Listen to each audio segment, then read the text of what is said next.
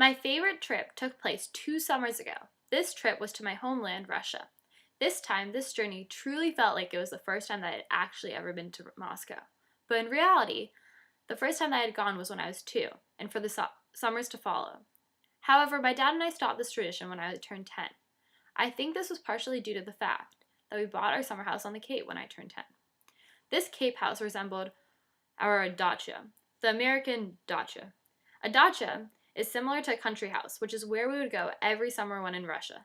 The purpose of these trips was to see my grandparents. Every summer before I turned 10, we would go to Russia and go to their dacha. I guess my dad wanted to get his own dacha and bring it to America. Whenever we went to Russia, we went in the summer.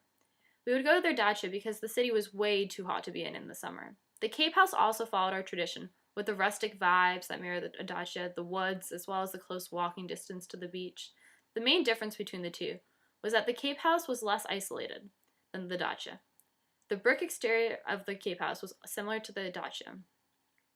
By the age of 15, I hadn't been to Moscow in entirely 5 whole years. Can you imagine that? I felt like I was going to be a complete stranger going there. 2 summers ago when I went, my biggest fear was how weird it would be being there.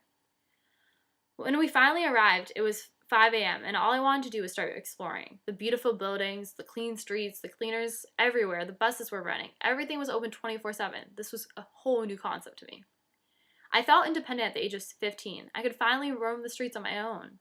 It was so weird. This was all due to my hard-earned Russian skills. I'd been taking classes so I would be prepared to speak, to talk to people, to understand what people were saying, read the signs, everything about it.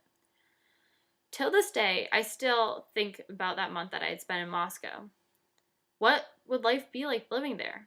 This trip helped me answer questions about myself. Who am I? Where I came from? And what I enjoy. Now I know more about where my family comes from, but I also have a different way to view life.